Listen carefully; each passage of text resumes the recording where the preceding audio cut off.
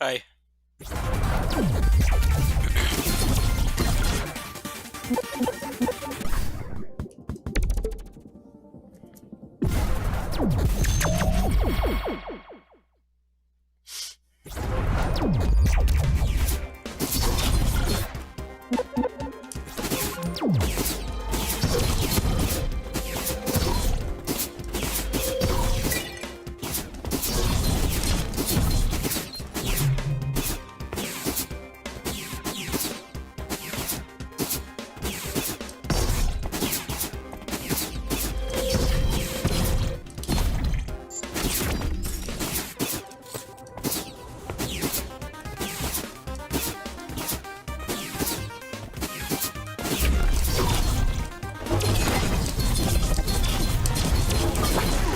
XX.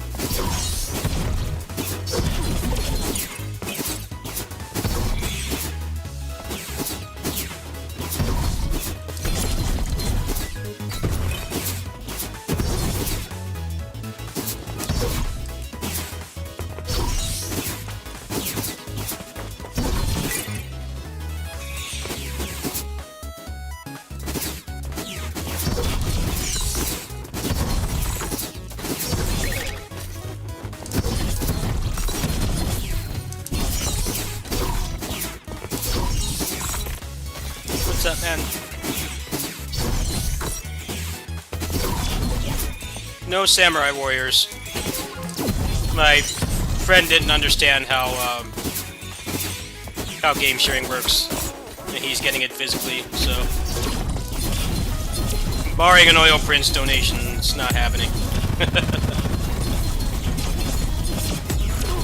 Kind of a bummer, but kind of a relief in some ways.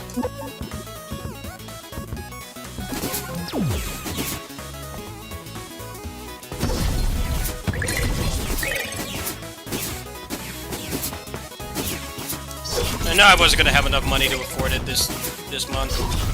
Had too many other expenses. It's like 90 bucks.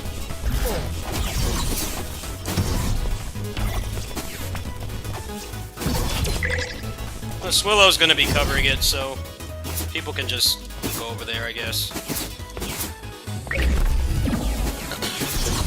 He's been grinding the demo out too, so he would have had better content than me. No, he doesn't understand how game sharing works. That's why.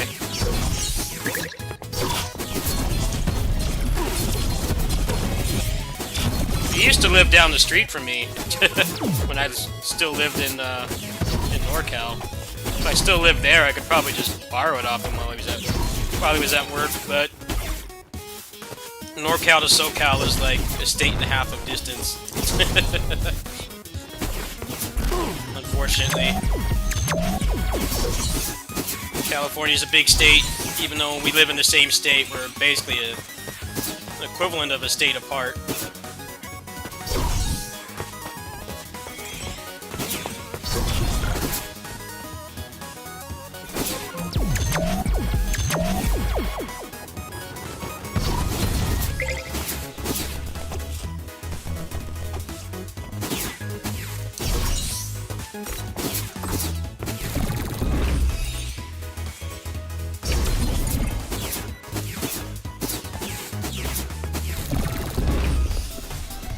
Actually, it's probably a little bit less than a state, because I'm in Central California, and he's in San Jose, but it's still... Driving, it's like maybe 4 hours with traffic. If you take, like, the train, it's like 8 hours. Still pretty far. Pretty sure he still lives the same place. I don't live there anymore. I haven't lived in San Jose for like 10 years.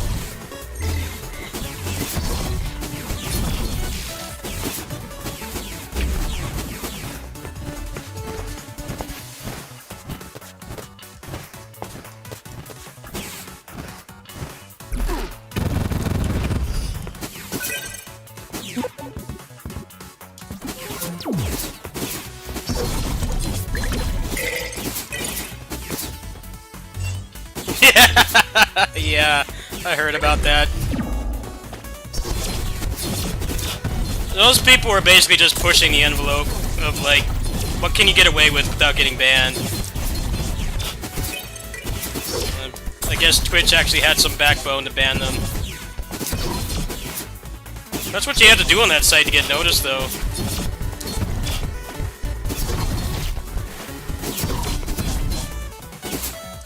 %80 of the people on there are like my size, like 0 to 3 viewers.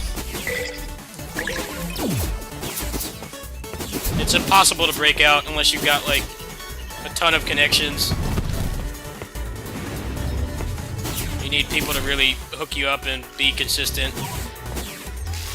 And I can't really adhere to a streaming schedule. I mean, I kind of already do with the kitty sitting, but that's like not like serious streaming. That's just like, you know, I'm at work with the cats and waiting until it's feeding time. It's not like I'm actually doing it to make money or grow or anything. It's just something I do for fun. And I can't really commit to a streaming schedule. I have too many things going on. Generally, people that are very popular streamers,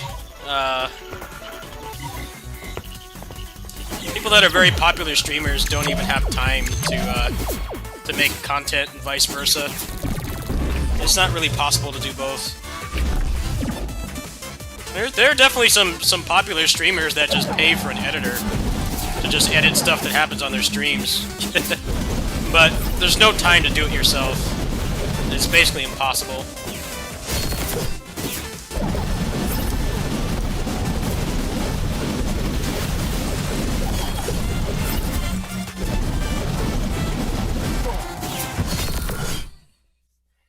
Yeah, I heard about the farting in the mic. Farting in the mic and calling it ASMR. I'm like, I don't think anybody's relaxed watching that. I think they're feeling some other kind of emotion. I really don't think they're relaxed. They're excited is what they are.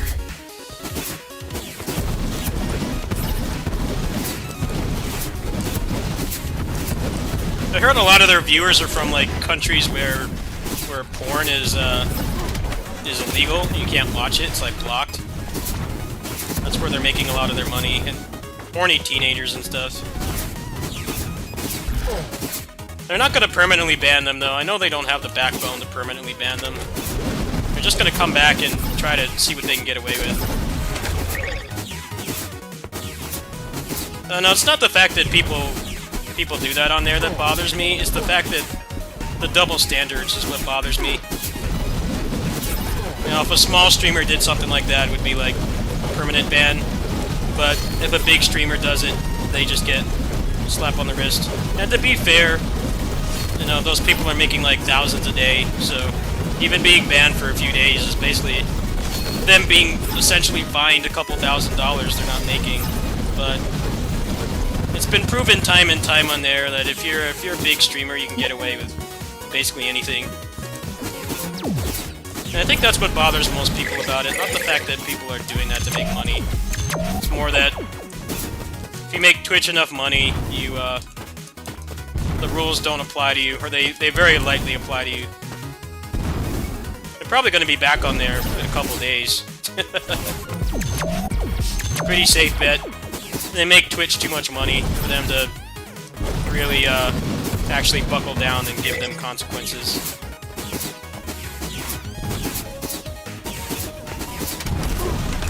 It's happened countless times on there. Like they banned Ninja for moving to Mixer, and then Mixer died in like a year, and they brought him back. They unbanned him. And the obvious reason is because that dude prints money. If it was like a small streamer, they would probably not unban them. That's what's always bothered me about Twitch.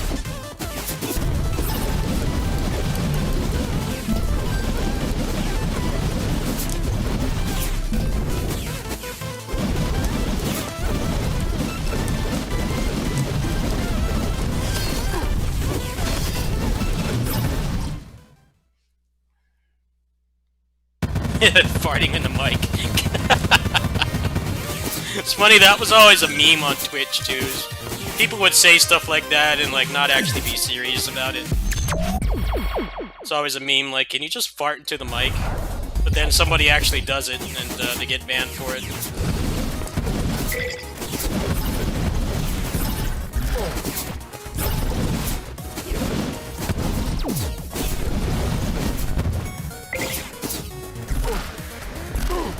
I still use Twitch a lot. I just use it as a viewer. And I'll still stream on there when it benefits me. You know, if I need to make highlights or something. If I start doing, like, speed runs when the Shiva DLC comes out, you know, I'll still stream on Twitch because I can make the highlights easier and make it into a separate video. That's really the only use that site has for me as a content creator. Actually growing the channel is just, like, it's not gonna happen. I feel better just giving up on it. I have plenty of other things I can focus on. I mean, I haven't even really been using my Twitch channel to get review keys and stuff. I didn't even bother telling them about my Twitch channel because it's a dead channel. You know, they see like 11 million views on here and almost 10,000 subscribers, and they see the consistency of the stuff I upload. I upload every day, and that's what's getting me a lot of review keys.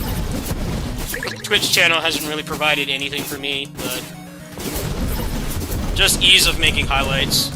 So that's one thing YouTube is really behind on.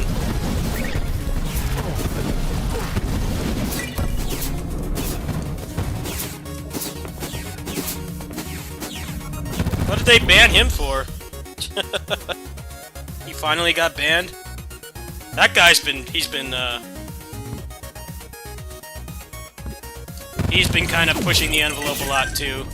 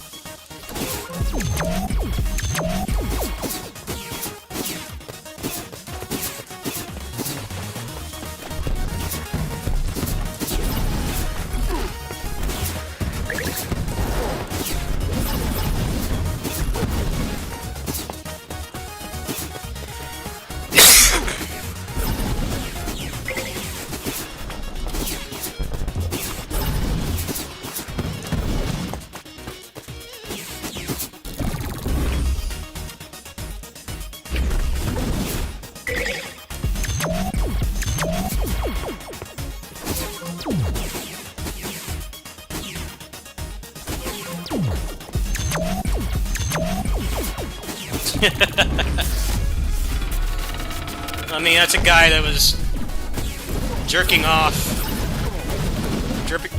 on stream and saying it was accidental when it's pretty obvious it wasn't, and he was doing it to try to get people to watch because he thinks making a meme of himself is a good business strategy.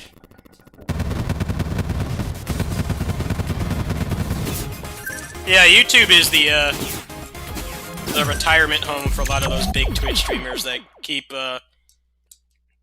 trying to push the rules, and then Twitch finally bans them, and then they come over here. But in my case, I didn't break any rules. It's just the channel was not growing, and it was just making me depressed.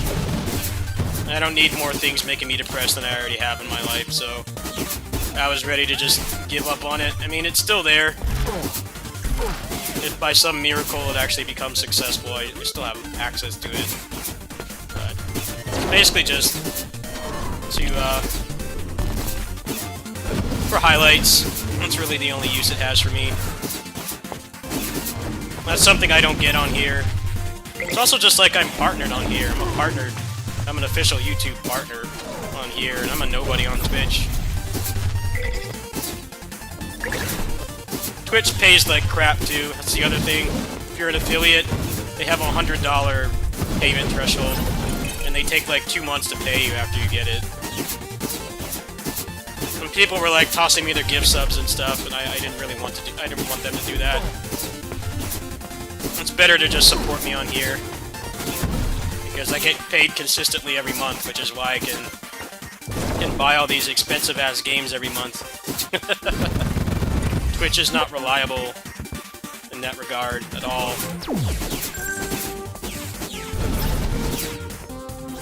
I felt bad that people were trying to sub to me and stuff, and you know, I never really saw any of that money. I saw it once, like 2 years ago.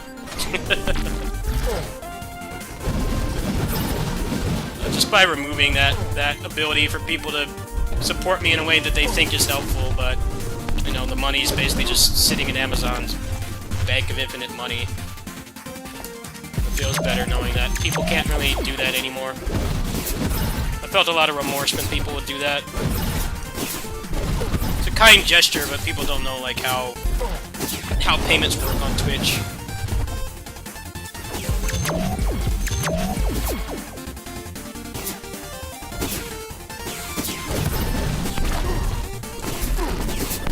Don't have any emotes over there either. Pretty shit deal all around. I don't get paid, and you guys didn't get any emotes or anything cool.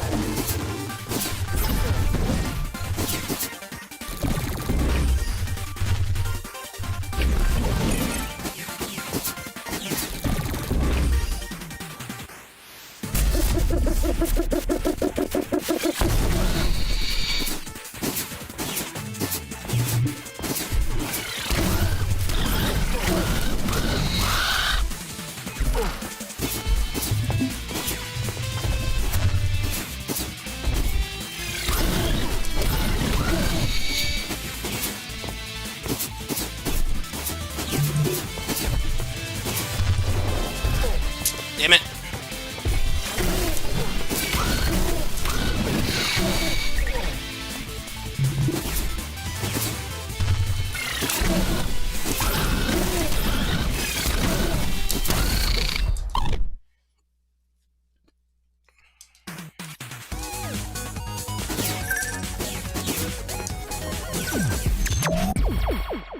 That was a 20-minute run, not bad. Good to have a Grandmaster run. I don't get those that often.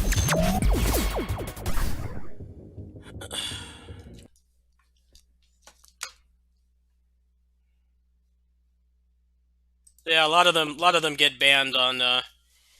They get banned on Twitch and then they stream here to varying results.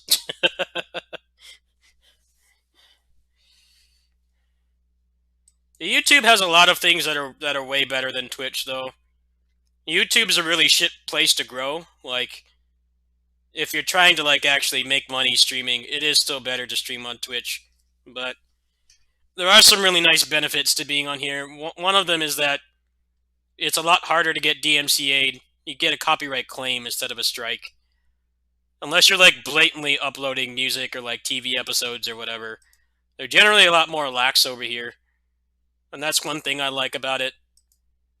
You know, they're not super anal about everything.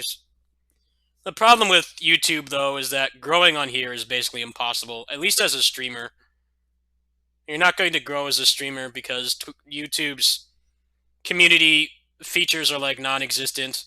They don't have all the cool stuff that Twitch has, like hosting and gift subs and all those things. Those things encourage people to go to other streams, but the problem with Twitch is the fucking ads.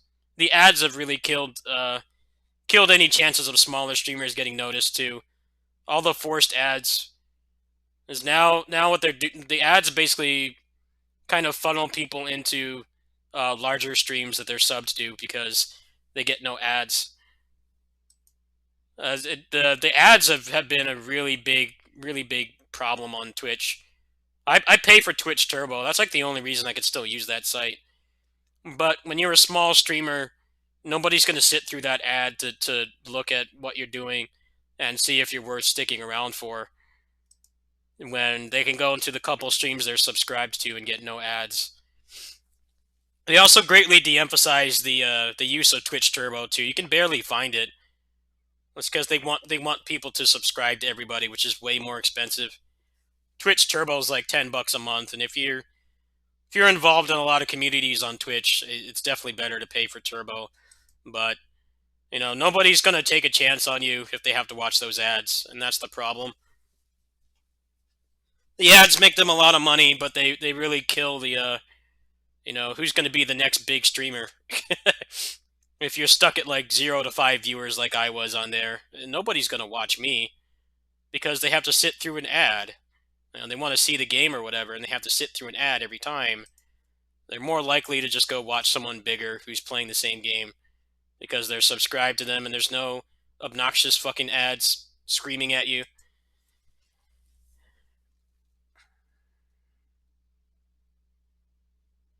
On Twitch, yeah, you get they force pre-roll ads. You can't turn them off. That's something they changed around when the pandemic hit, which is incredibly greedy because there's like way more people on Twitch since the pandemic hit. There's more people streaming and watching streams on there.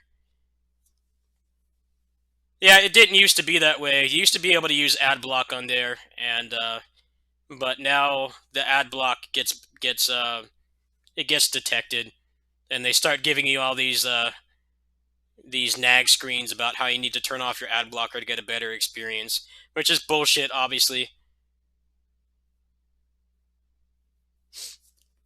And they also say stuff that's not true, like this ad supports the streamer, and if you're a small streamer like I am on there, I didn't see any of that money. That money is all going to Jeff Bezos's dollar bills that he wipes his ass with. I didn't see any of that money. It's bullshit to say that the ads support the streamer, and they don't. Ad revenue on Twitch has always been a joke. Like, anybody who's actually making sustainable income on there, they're making it all from subscriptions. The ad revenue is like a drop in the bucket unless you're like at the top, but if you're at the top, you're already making thousands off subs anyway. That's what really got under my skin. It's like bullshit. Anybody who took a chance to watch me on Twitch, I didn't see any of that money from those ads. I would just not play them at all. I would just turn them off. So I'm very open to people blocking ads on my site. On my channel. If people want to block ads, they can. I know how annoying and intrusive they can be. I feel like if people feel bad enough about it, then they can just donate if they want. It's not really that big a deal. DSP is one of those people who said that blocking ads is stealing, which is not true. There are plenty of legitimate reasons to block ads. Countless reasons. And most people don't do it to be malicious. In fact, I'd argue barely anybody does.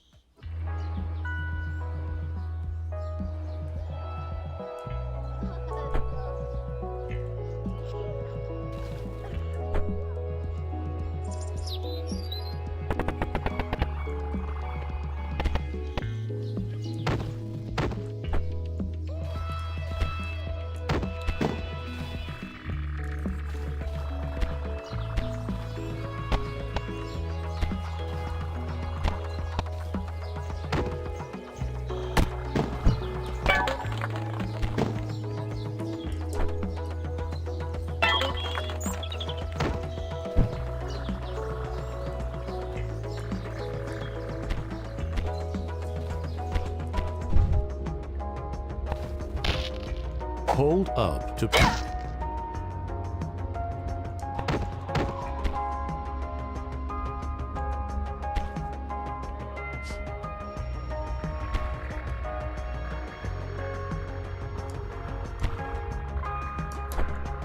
What is this weapon doing here?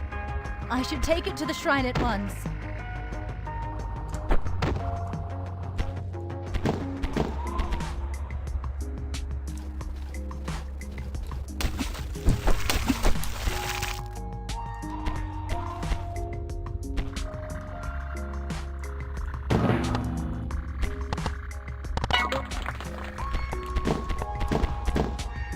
Wife's totally not gonna die.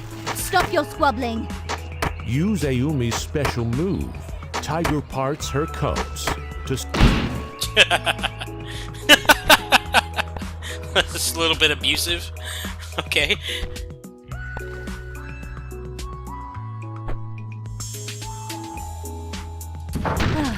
The items are mixing together well.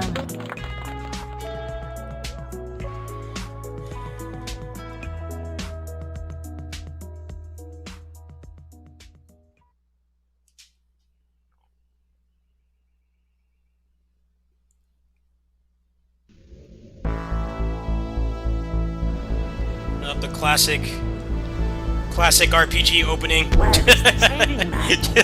Give it to us.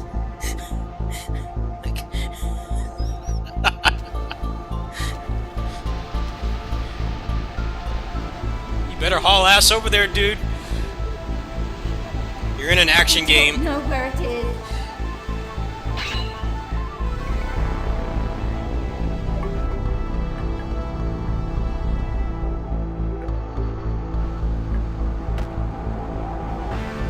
Yep, stare out there some more.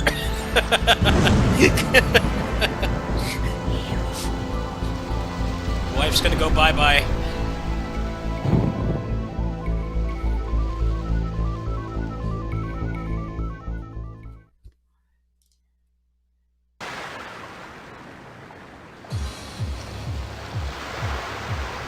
blocking enemy attacks. Tap towards the direction of the danger to parry.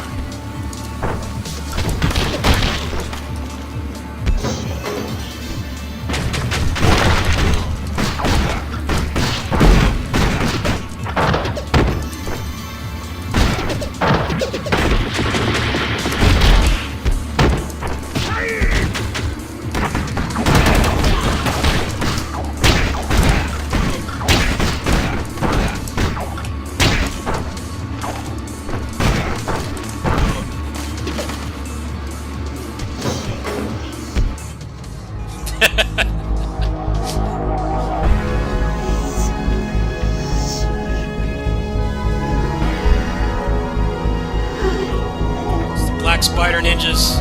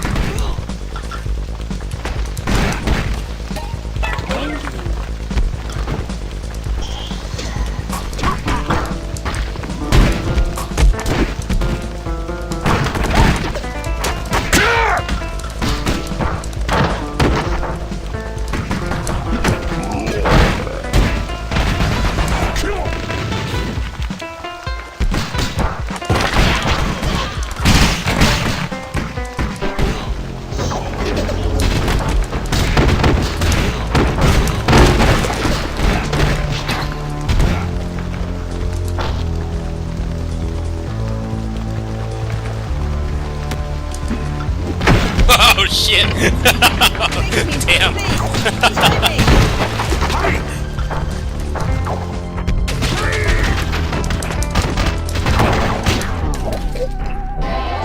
Still a little hard to tell what's going on in this game, but it's pretty cool. Get better at it.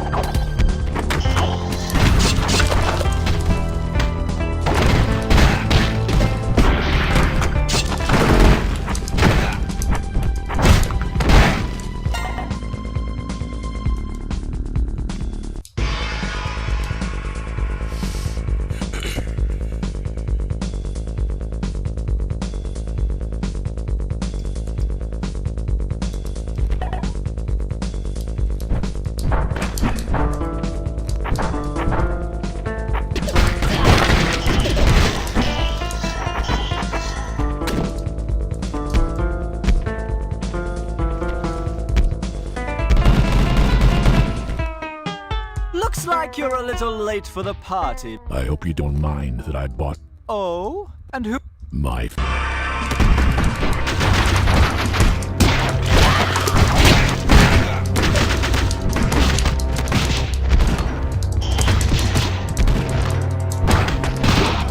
easy to get just, like, bombarded by hitstun in this game. It's really weird.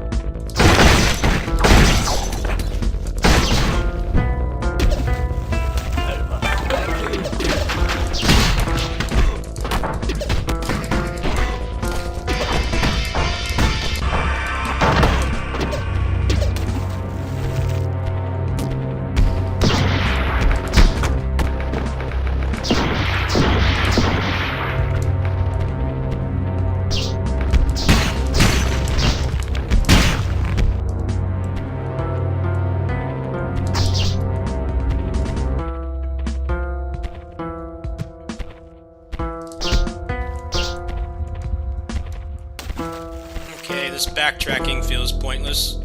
I should just, like, teleport me back up there. Keep the action going.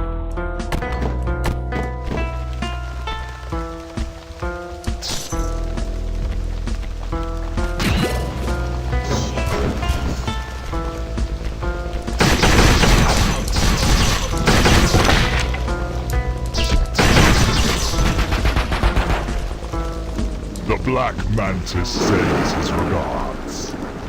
I'll be sure to deliver the magic.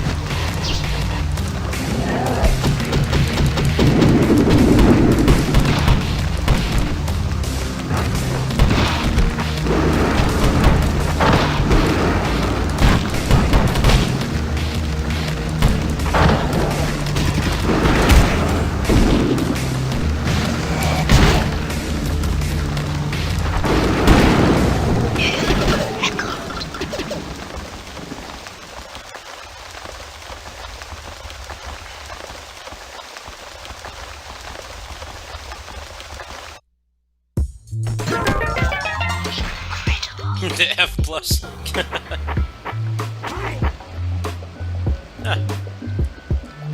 Thank you. Yeah, the guy who made that sent me the demo code.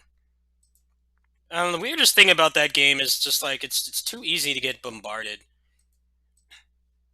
It's too easy to just have dudes on all sides and your health bar just like melts. But I'm sure as you get better at the game, it becomes better. Speaking of Twitch, I wish I was streaming on there right now. I told him I was going to record myself doing the demo, but I just haven't had time. I'm doing the kitty sitting job and then like 500 other projects. That game's got potential though. It's kind of unfortunate that it's like Amiga oriented. that's the country that the people who made it grew up in. They played a lot of Amiga, and a lot of those games don't have great design. I'm sure they're gonna iron it out in time. The pixel art is really good. The music is great. It's definitely a pretty cool martial arts game. It's still too hard to get into. I feel like if they had more like attack buttons and they put some of the attacks on there for like easy access, like maybe that would help. I don't know when that's supposed to be coming out though. I think, as far as I know, they're like close to being done with it. But I've been following that game for a while. There was a demo. There was another demo like 2 years ago. But they said that it's going to be on Switch too.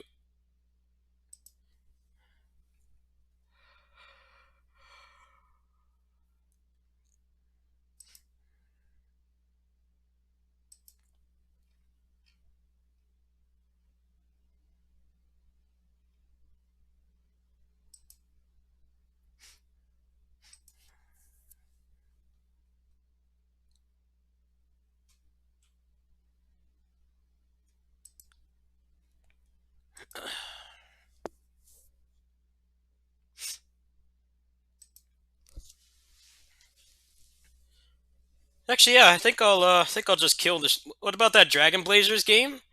Uh, I think that got pushed back because the guy who made it, released another game recently. He's been working on that instead. Yeah, it actually came out. Hold on, let me pull it up here. I gotta find a.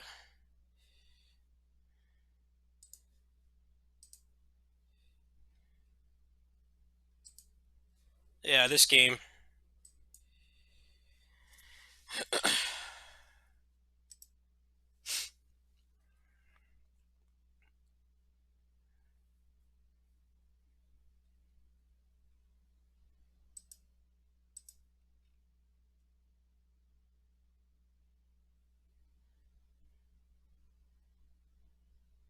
It's like a precision platformer. He was working on that Karate Blazers game, but that he pushed it aside for this. Just doesn't seem to be doing as well as it should be. This looks pretty high quality. Precision platformers, there's only so much of it I can take. Depends on how the frustration is. This looks really good though. The pixel art's really good. I think making it look like not have that much color is probably hurting it a lot. Like the pixel art looks really good, but the lack of color definitely does hold it back a bit.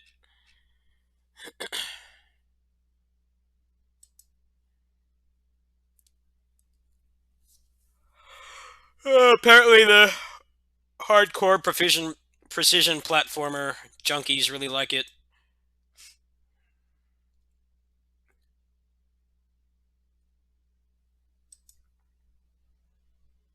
Gauntlet type stages go on too long. Yeah, that was kind of the concern I had watching this game get developed. I've been following this game for a while too.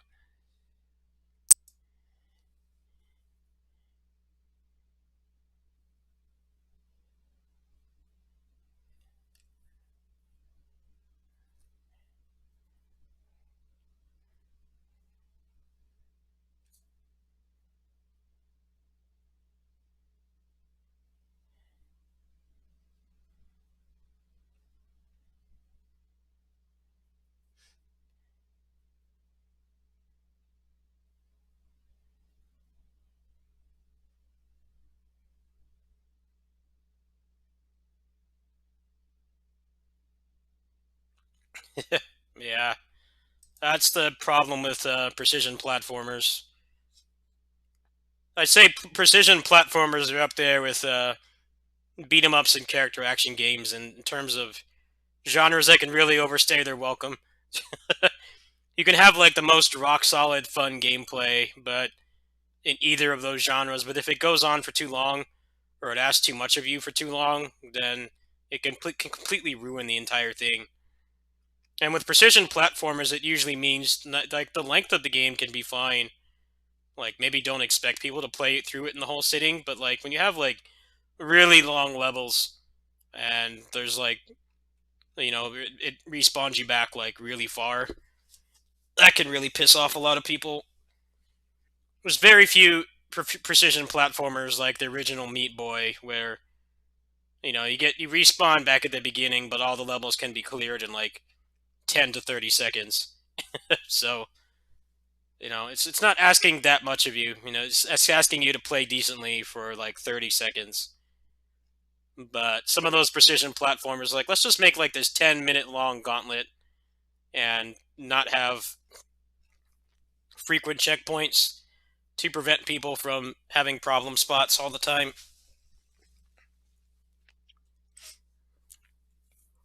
That's about what I expected with that game. It does look pretty high quality, but I don't think I'd really like it.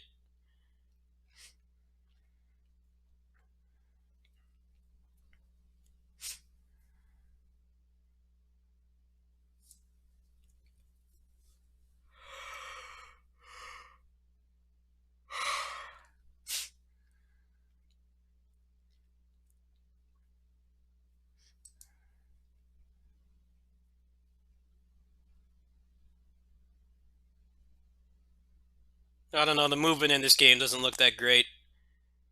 Looks like decent. I've been kind of watching this one. I was going to wait until it goes on sale. It's like $10 or something. That looks like too high risk.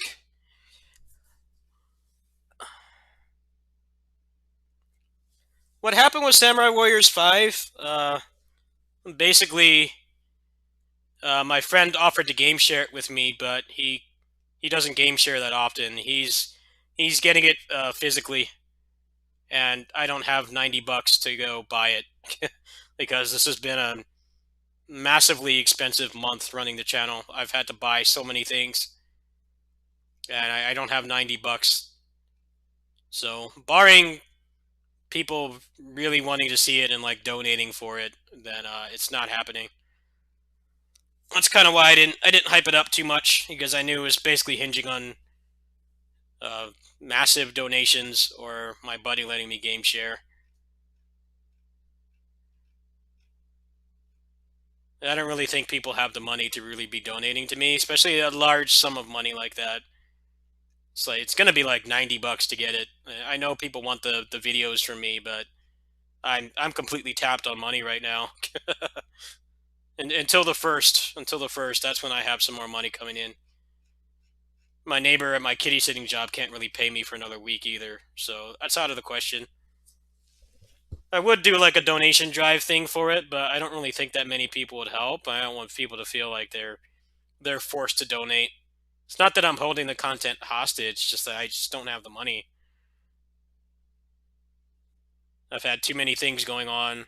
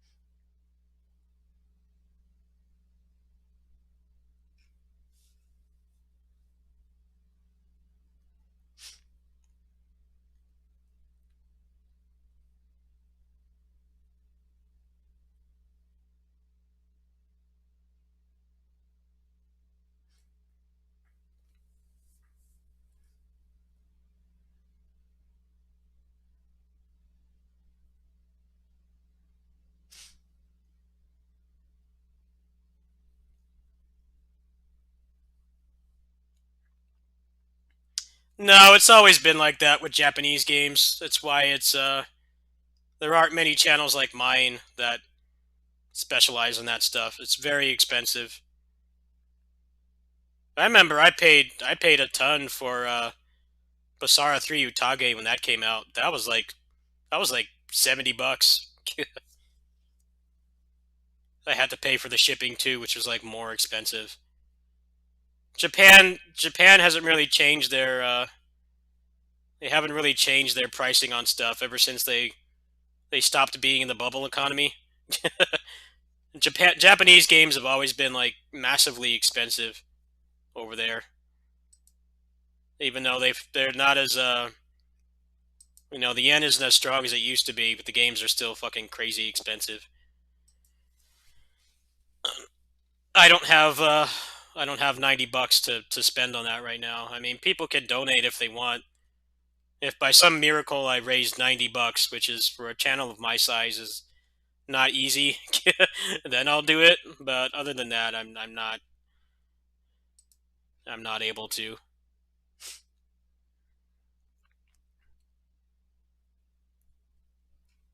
I have the old version of this. I remember I didn't really like this game that much. I wonder how much they're going to change it. It's a nice looking game, but it kind of didn't really feel that great to play. Kind of a random remaster. I don't think people were really begging for this. And I guess it doesn't cost much. And probably churn that out really quickly.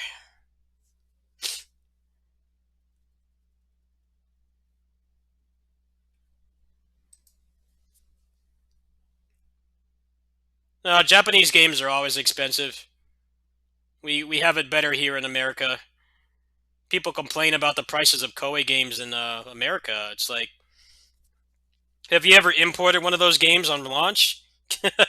It's almost always like $80 to $90.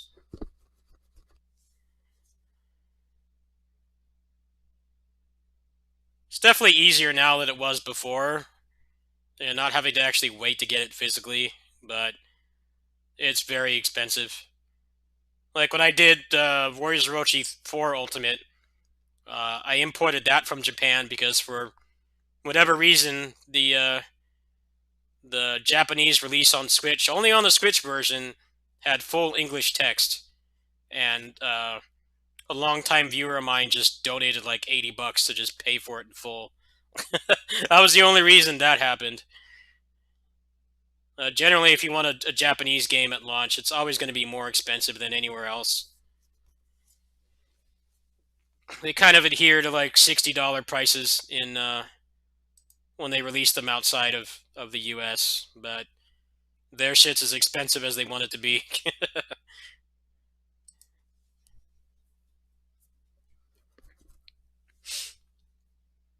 I imported Tales of Hearts R too, back when I did the footage for that game. That was pretty expensive too.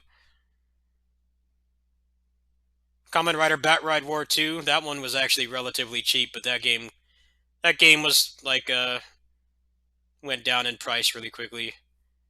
I bought it like a year later. One exception was when I did Kamen Rider Memory of Heroes late last year. That was available on the Singapore PlayStation Store, so that only cost me like $60 because the Southeast Asia version had full English.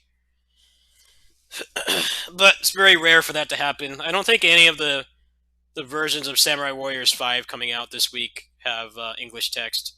I checked on Switch and it doesn't.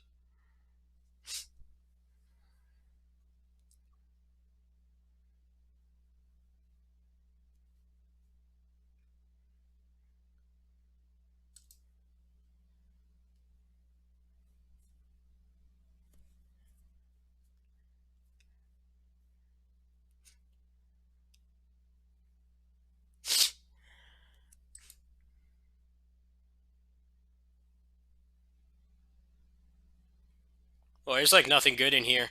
It's like no good beat 'em ups coming out. This one looks kind of cool.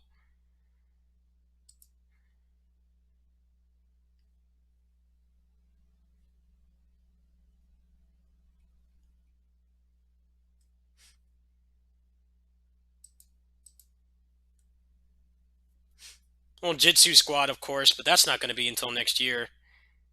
That's not coming anytime soon.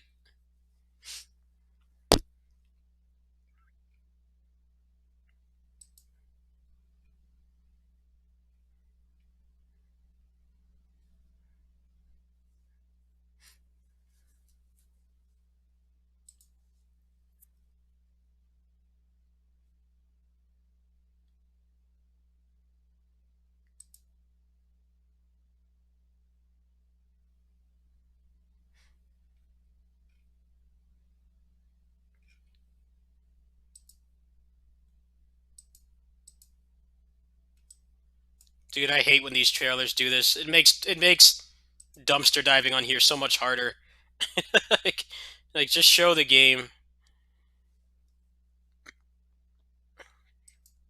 Wow, that looks pretty jank.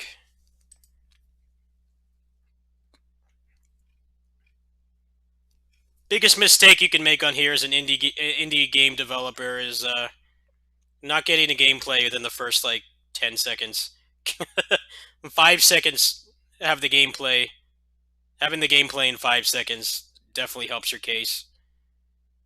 Nobody's really going to care about the universe and the lore you've set up if they can't even see the game. This got to the point relatively quickly, but still like 30 seconds of nothing. I haven't played the other games in this series. I hear these are actually pretty good Sonic clones. Sonic games haven't been that great lately, so seems like this guy has found his niche. But I'm not really a hardcore Sonic fan, so I don't know. I don't know what the standards are like now. I just know that the best Sonic game was not made by Sonic Team. I'm pretty sure Sonic Mania is why Streets of Rage 4 exists. Sega realized that the fans can make better games than the people doing it professionally.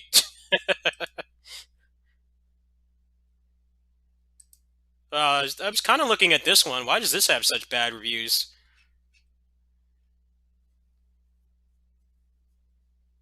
It looks like a typical terrible Western action game.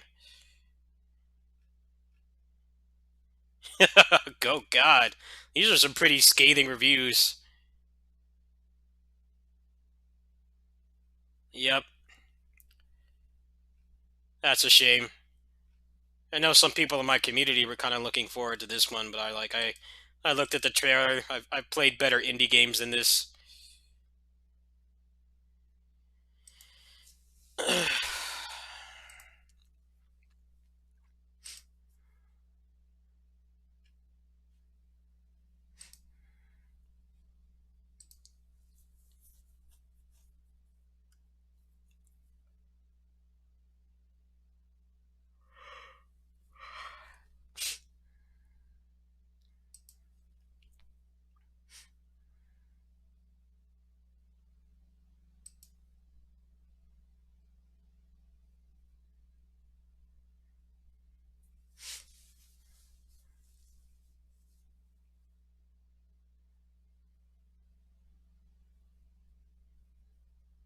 This is a good trailer. In the first like 3 seconds, there was gameplay.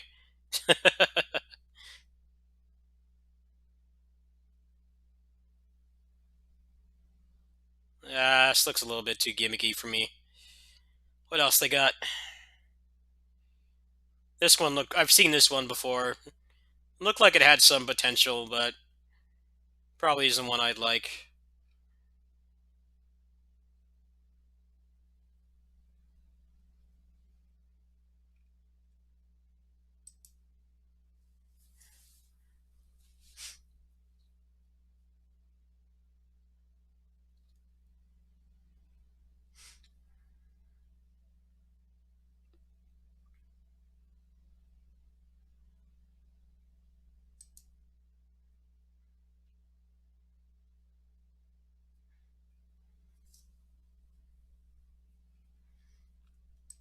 Well, in my opinion, $70 for games, and I'm saying this as somebody who's poor and barely scrapes by running this channel. $70 for games has been long overdue. And a lot of people don't realize that Like the price, the development cost of games has gone up like exponentially, but the price has stayed the same for so long, and that's why they have to nickel and dime us with bullshit DLC and stuff. And they want you to pre-order so that they get the full money instead of encouraging you to wait until it's on sale. I think $70 for games is long overdue. It's just a question of like whether it will actually reduce the amount of nickel and diming they do. All the shit they do, like they have like DLC like mostly done, and then they hold it back so that they can make more money off people. Like all of those things came to pass because they've always been too scared to raise the price. I think the problem with it now is that it's only like that on the new consoles. The new consoles is $70, but then like Scarlet Nexus is like $70, I think, on PS5, and I got it for like 45. I paid like a little over half price. They're still going to do it, yes, but I feel like if they had done that sooner, maybe the industry wouldn't have changed. Maybe the industry wouldn't have changed to the way it was necessary to do it.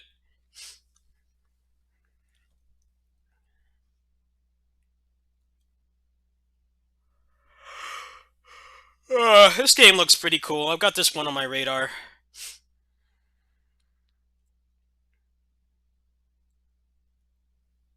Looks like Dead Cells, but with more than one move, which is my kind of thing.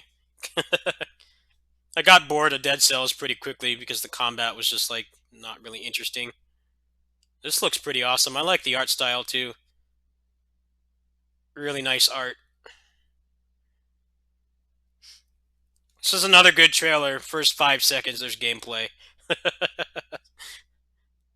It seems like a no-brainer thing, but a lot of these indie developers, they always miss the mark on that.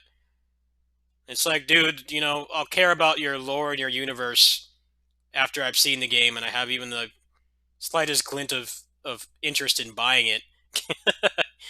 Don't bombard me with that shit before you show me what the actual game is. This trailer is really nice, just no bullshit. This is what the game looks like. This is pretty close to what you'll be buying.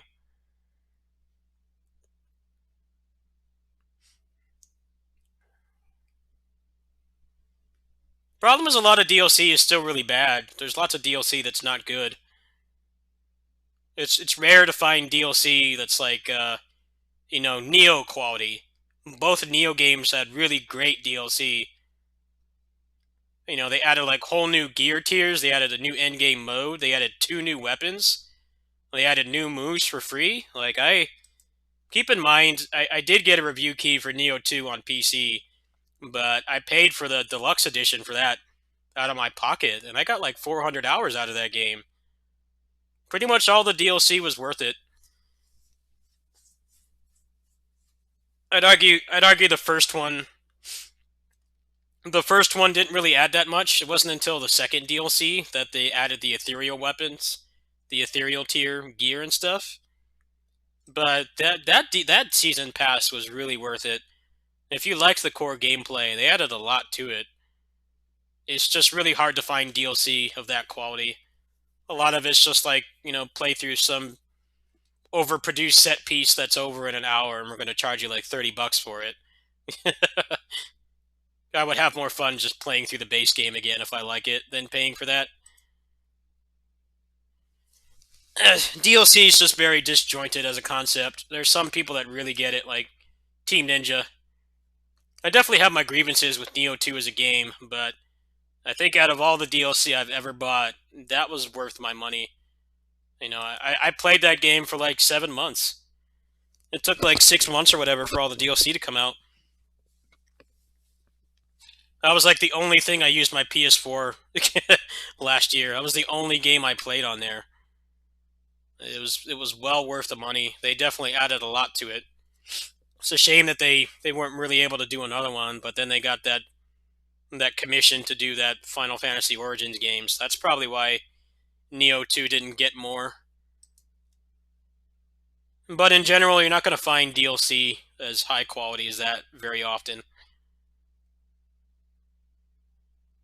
A good example is Pirate Warriors 4. That game has shit DLC. Like, the DLC is good in the sense that the characters are designed very well, and they are designed better. They're designed better than the characters in the base game. But the problem is the DLC was a waste of money because they didn't add any content with it. So you just played with those characters for a few minutes in a game you cleared like 8 months ago, and that was it. That's kind of the problem with the Bandai Namco DLC. Some of it's cool that they want the games to be like relevant for longer. They don't want to just kill support for them so quickly, but the problem is a lot of them are like really single player games, so you need a good reason for people to come back. The characters that they added to Pirate Warriors 4 were pretty good, but by the time they came out, I already had all the achievements. I'd done basically everything in the game except max out all the characters, which there's no real point in doing because not every character is designed equally in that game. Some of them are really fun to play, and the others are like torture. No, I pretty much just max the ones I like playing. Now, Bamco has they have the right idea, but the wrong execution. They don't add enough to warrant people coming back to like single player games like 8 months after they came out. The Pirate Warriors 4 just had a lot of problems. The combat and the way it was designed. It was cool how like they fixed most of that with the characters, but by the time you got them, there was nothing to use them on. I don't know how they couldn't have like told Omega Force like, hey, just make like some endless mode where you can get accessories or something. I would have played that game a lot longer, but I thought it was pretty shady. I bought the deluxe edition for that too, and I feel like the DLC was a waste of money. I bought the Switch version because it was on sale for like $20 last year. That DLC is actually a lot nicer if you buy it if you haven't played the game before. If you actually waited for it to come out, you actually bought the game on release, that DLC is shit.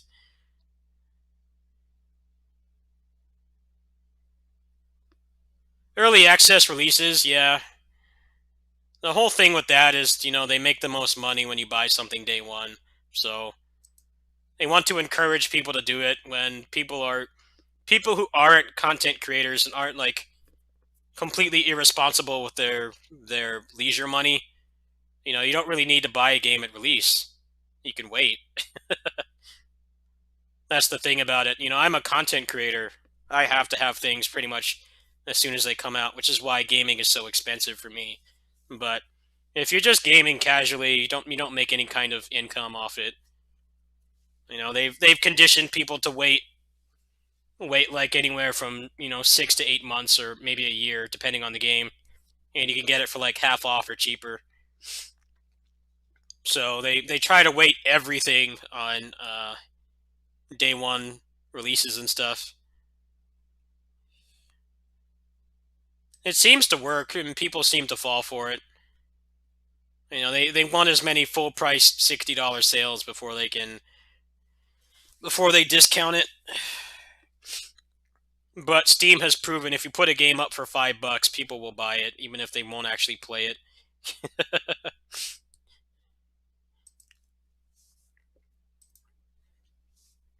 How many copies of Skyrim and Borderlands 2 have they sold for $5?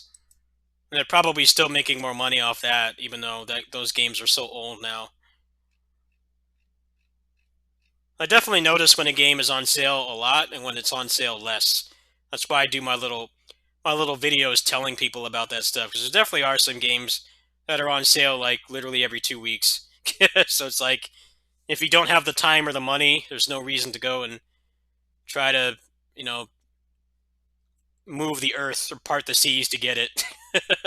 And then there's other stuff that's like, this game is on sale like twice a year.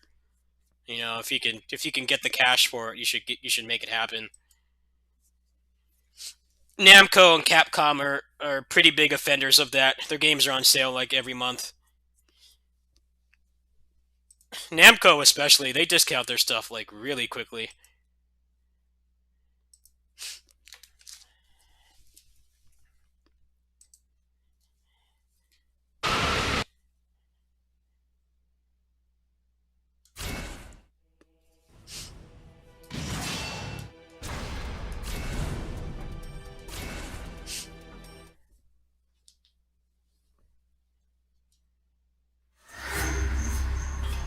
think the only Bamco game recently that maintained its value for long was Pirate Warriors 4, ironically, but that's just because it took them so long to get those characters out. It was like 9 months.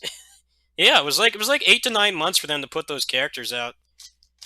It just boggles my mind that nobody working on it or like promoting the game like thought of like the reality that like, okay, we're adding these really well-made characters, but anybody who bought the deluxe edition 100% of the game in the first 2 weeks. So how many of them are realistically going to come back? Especially when you can't be bothered to add like an actual in-game mode. I still kind of question how that happened, how they got that far.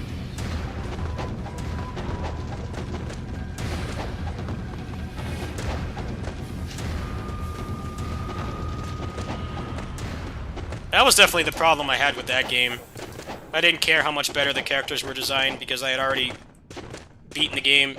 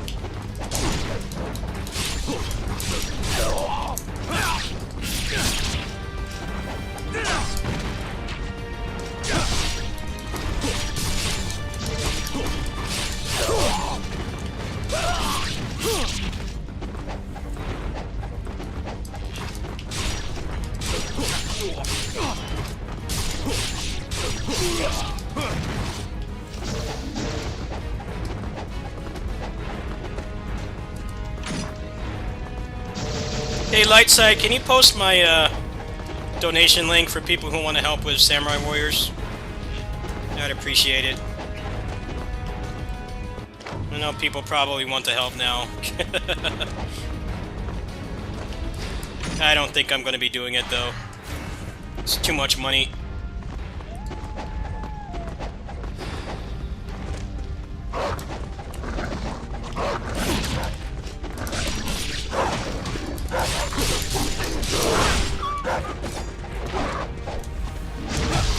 Ah, shit.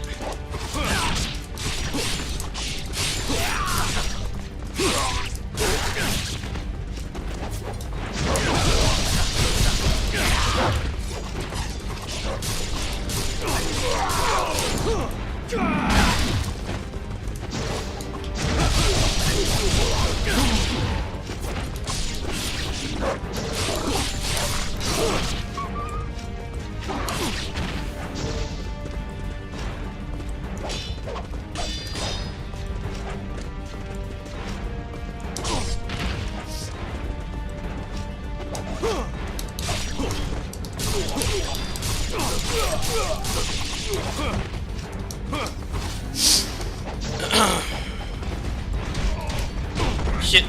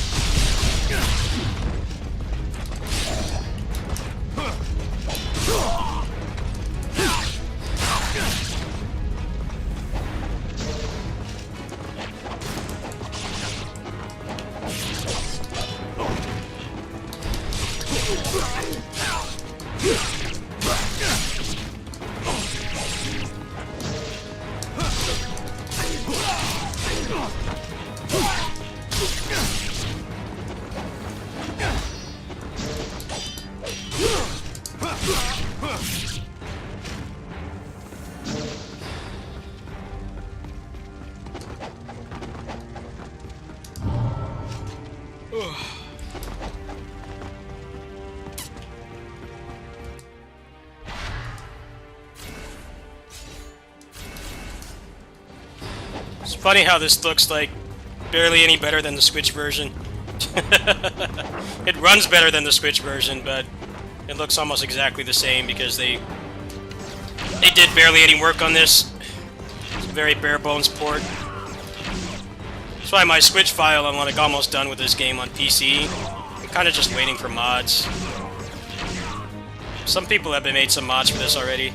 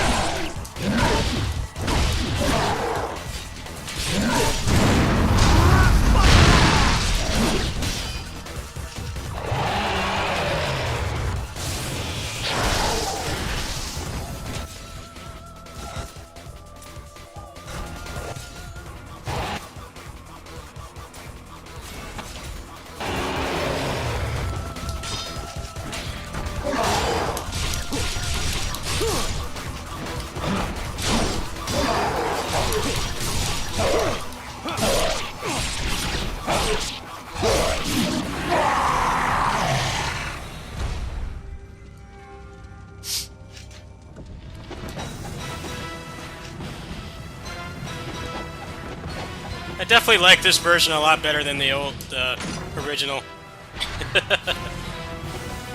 But I'm not a hardcore Ninja Gaiden fan, so I can see why people like the old one. I think this game it's better in almost every way. It's less bullshit, less artificial difficulty. The longer moves are like actually viable because there's not as many enemies. First thing I noticed about this game.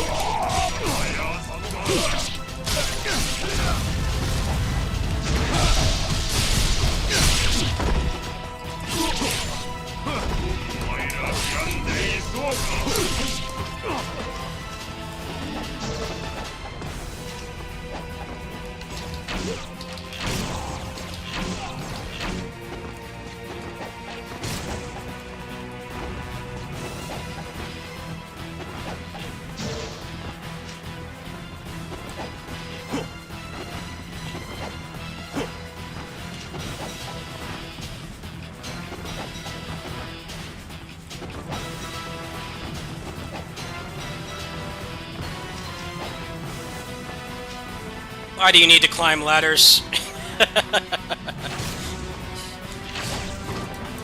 Best thing about 20XX and 30XX is the lead programmer realizes how useless ladders are in video games. They're just there to waste time. That's why those games are revolutionary. You notice when I play that game, there's no ladders in sight. That's actually by design.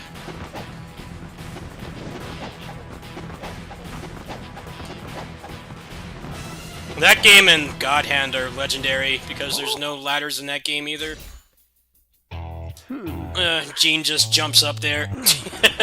He'll jump like 10 stories, which is what Hayabusa should be able to do, but only in cutscenes.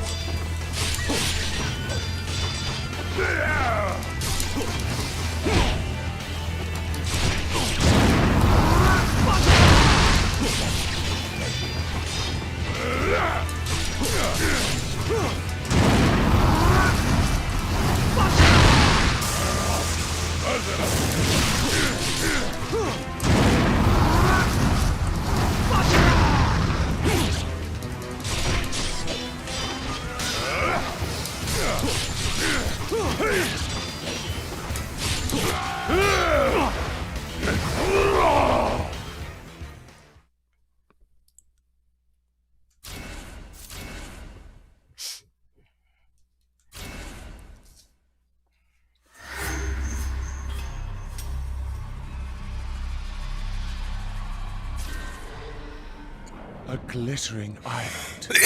An exquisite...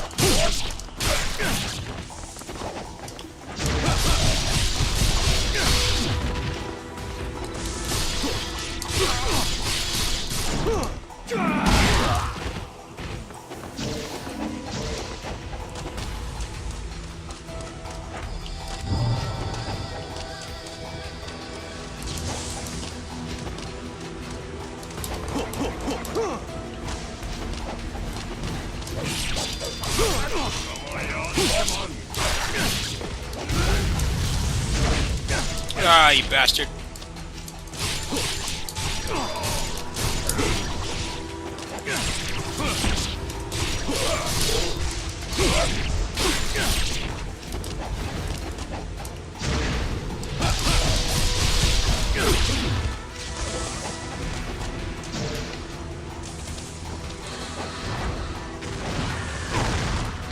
Ah.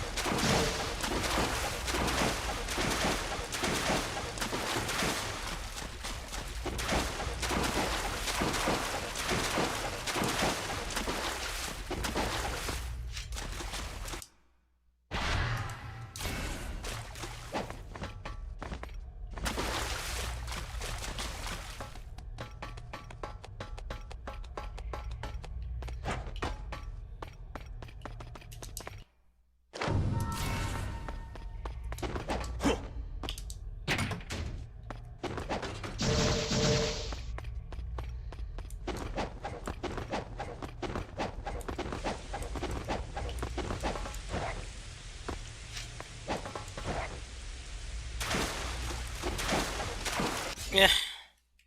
Oh, that's right. I can't Alt F4 out of this game. Because this is such a high effort port that they put tens of thousands of man hours into. You can't Alt F4 out of this game. The keyboard does not work at all. Yeah, you gotta go through all this to quit. Great port.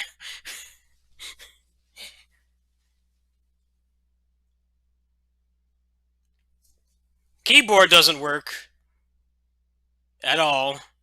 There's no real full screen. There's no graphics options. It feels like it might as well just be running in an emulator. I mean, I'm glad that the games are preserved. It's cool that they're on PC legally, and you don't have to mess around with wonky emulators to play them. But I feel like as much as I'm like not a big fan of the Ninja Gaiden games, I feel like they definitely deserved better treatment than they got.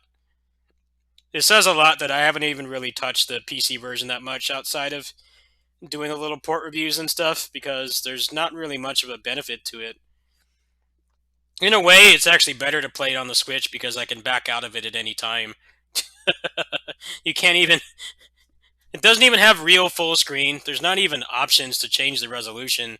You have to do that through a launch parameter. Like, how backwards is that? Dude, there were better PC ports than that, like, 15 years ago. It's a shame that it seems like that it's just... I wouldn't call it a cash grab, but I'd call it a low effort port.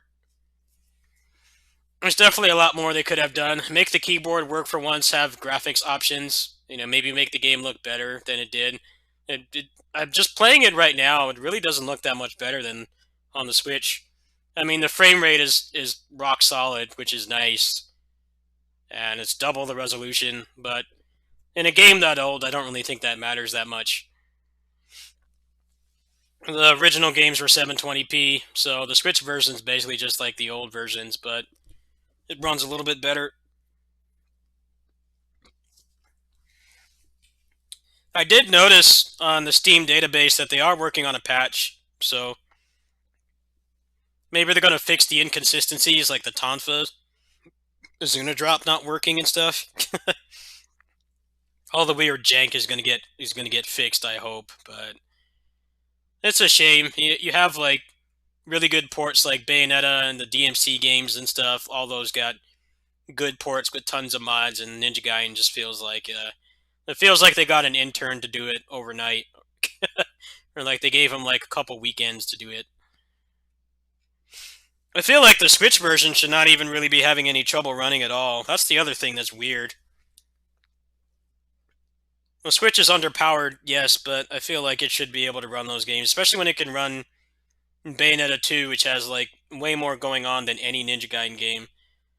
Like that port on there is really good too. Well, I think I'm gonna sign off for now. Scarlet Nexus is the 24th. I've already got it loaded up. I don't know when it unlocks, but that's supposed to be soon. Samurai Warriors is not going to happen barring Oil Prince donations, unfortunately. I'm sorry to disappoint. My friend did not really understand how to actually game share and stuff. He's getting it physically. Like I said, if I still lived down the street from him, then I could probably just use it while he was at work, but I don't live with my parents anymore, and I don't live in San Jose anymore, so that's not an option. I could see if somebody else will let me game share it, but it just feels like it's just too much effort. People want to help, you guys can, I guess. The link's in the chat. But I can't really promise it, because I have like no gaming budget left for the month. If by some miracle I get enough support, I'll do it. Otherwise, I'm just going to be doing Scarlet Nexus instead. They're both coming out on the same day, so I'm hoping that I'll like Scarlet Nexus, but at the same time, I'm not sure. I didn't even really bother trying the demo. I just paid for it while I had the money. Looks like the demo was a pretty early build or something. Apparently the PC port's pretty good. I shouldn't have any problems running it, I'm hoping.